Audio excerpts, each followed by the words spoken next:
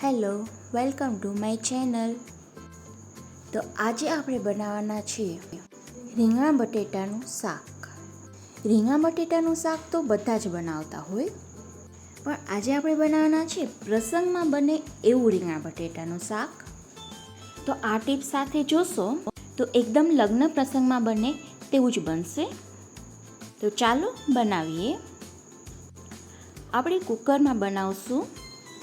તો સૌ પ્રથમ આપણે અહીંયા 2 ટેબલ સ્પૂન ઓઇલ લેશું. તો તેલ ગરમ થઈ જાય એટલે આપણે એમાં રાઈ નાખશું, 1 સૂકું લાલ મરચું નાખશું, 1 તમાલપત્ર, 7 થી 8 લીમડાના પાન, 2 લવિંગ, અડધી ચમચી જીરું અને હિંગ.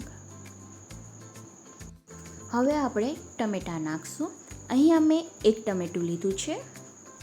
આને આપણે સરખું સાતળી લઈએ. હવે આપણે લીલા મરચાં નાખશું. હવે આને આપણે મિક્સ કરી લઈશું. આ રીતે આપણે ટમેટાને સાતળી લઈશું. ટમેટાં સતળાઈ જાય એટલે આપણે આમાં રીંગણા બટેટા નાખશું. અહીંયા મેં 3 બટેટા સુધાર્યા છે અને 2 રીંગણા. આ રીતે સેજ મોટા કટકા કરવાના. હવે આને આપણે મિક્સ કરી લઈશું. મિક્સ થઈ જાય એટલે આપણે બધા મસાલા કરશું. અડધી ચમચી હળદર નાખશું, 1 ચમચી લાલ મરચું પાવડર નાખશું, 1 ચમચી ધાણા જીરું નાખશું, સ્વાદ અનુસાર મીઠું નાખશું અને અડધી ચમચી ગરમ મસાલો નાખશું. આ બધા મસાલા આપણે સરખા મિક્સ કરી લઈએ. ત્યારબાદ આપણે સિંગદાણાનો ભૂકો નાખશું.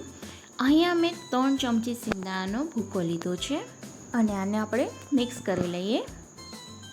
હવે આપણે આમાં પાણી નાખશું.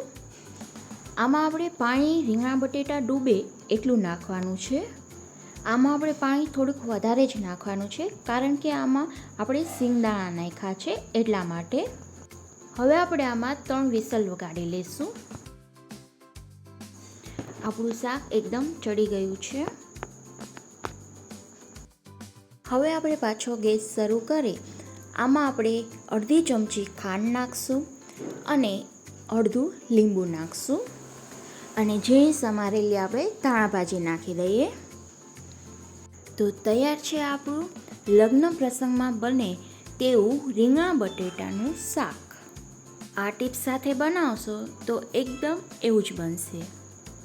અને હા, અમને કમેન્ટમાં જરૂરથી જણાવજો કે તમને આ રેસીપી કેવી લાગે.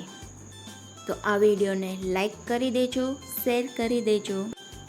તો આવી જ નવી રેસીપી જોવા માટે અમારી ચેનલને સબસ્ક્રાઈબ કરી દેજો અને બાજુમાં આપેલ બેલ આઇકનને પ્રેસ કરી દેજો. Thank you for watching.